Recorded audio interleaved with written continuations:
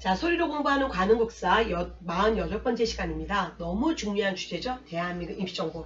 자, 2019년은 대한민국 임시정부 상하 임시정부 수립 100주년 되는 해였고요. 그래서 이런 주제들 다시 한번 이론서 통해서 꼼꼼하게 보시고요. 자, 이동 중이기 때문에 간략하게 OX 10개 보기로 하겠습니다. 1. 대한민국 임시정부는 수립 직후 임시의정원을 구성하였다. 예, 2017년, 2018년은 여러분 이런 연도의 아주 디테일한 부분을 무지 강조했습니다. 2019년은 좀 그런 거를 벗어났었죠. 어쨌든 OX, X고요.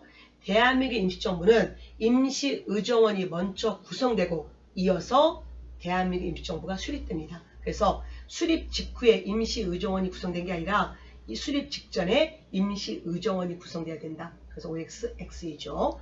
2. 대한민국 임시정부는 민주주의에 입각한 정치 형태를 갖추었으나 국내와는 연결된 적이 없었다. 예, 2017년 지방직 7급이었고요, 여러분. 참 후진 지문인 거 아시죠? 여러분, 어떻게 대한민국 임시정부가 여러분 이 국내와 연결된 적이 없겠습니까? 연결돼서 독립운동 폈죠? OX, X입니다. 3. 대한민국 임시정부는 국내외를 연결하는 비밀행정 조직으로 연통제를 실시하였으나 일제에게 그 조직이 발각되어 와해되었다. 예, OX, O죠. 연통제, 국내를 연결시켰던 비밀행정 조직 아주 중요하죠. 4. 대한민국 임시정부 초대 대통령으로 김구가 선출되었고 입법, 사법, 행정의 3권이 분립된 근대적 헌법을 제정 공포하였다. 예, 2016년 경찰 2차 문제였지만 2019년에도 나왔습니다. 자, 대한민국 임시정부의 초대 대통령은 이승만이고 국무총리는 이동이고 김구 선생은 경무국장이었습니다. 다시 한번 꼭 기억하세요. 대통령 누구? 이승만. 국무총리 누구? 이동희. 그리고 김구 선생은 경무국장이었습니다. 5. 이승만이 국제연맹에 위임 통치 청원서를 제출한 이후에 국민대표회의 준비위원회의 선언서가 발표되었다. 예, 국민대표회의 1923년 맞죠? 자, 그래서 답은 5고요. 자, 이 수업 끝나고 나중에 차분히 책상에 앉으시면 국민대표회의 이 결의문도 꼭 다시 한번 사료 확인해 주십시오.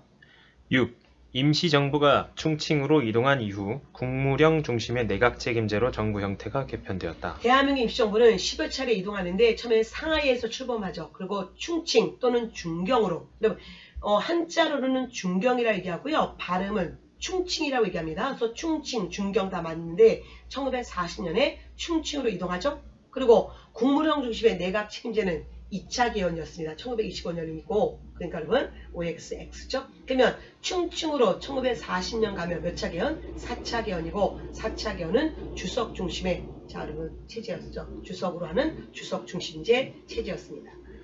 7. 조소왕의 삼균주의를 건국강령으로 발표한 이 조직은 4차 개헌에서 주석 부주석제를 채택하여 강력한 지도체제를 갖추었다. 예, 조소왕의 삼균주의란 정치, 경제, 교육의 균등함이고요. 이거를 건국강령으로 1941년에 발표했던 조직은 대한민국 임시정부죠. 자, 그러면 어쨌든 중경시대였습니다. 자, 제4차 개헌은 주석체제고 5차 개헌이 주석 부주석 체제니까 자, OX, X죠? 바르게 얘기할게요. 자, 조소왕의 삼균주의를 건국강령 발표한 이 조직은 4차 개헌에서는 주석체제, 그리고 마지막 5차 개헌에서는 주석, 부주석 체제로 채택했다. 이렇게 바꿔야 되는 거죠. 8. 충칭에서 광복군을 창립한 이후 대한민국 임시정부는 건국강령을 공포하였다. 예, 충칭에서 광복군 창립은 1940년이고 조소왕의 삼균주의를 바탕으로 건국강령은 1941년입니다. OX, O죠. 9. 1943년 광복군은 영국과 군사협정을 맺고 일부 병력이 인도와 버마 전선에 참전하였다. 예, OX, O입니다. 10. 삼균제도의 사상을 정립한 인물은 임시정부의 국무위원이었으며 한국독립당을 창당하였다. 예, 이런 문제들은 그 당시에 굉장히 많은 사람들이 틀렸던 문제였어요. 2017년 지방직 9급 문제였고요. 자, 이제 오늘 2019년, 2020년을 준비하는 지금에서는 잘 알 수 있죠, 여러분. 누굽니까? 바로 조소왕입니다. 그래서 이 수업 끝나고 여러분 연결고리 갖고 계신 분들은 조소왕의 인물사 다시 한번 꼭 기억하시고요. 어쨌든 임시정부에서 활동했고 또한 한국독립당 창당에도 개입했던 사람이 자, 바로 조소왕이었습니다.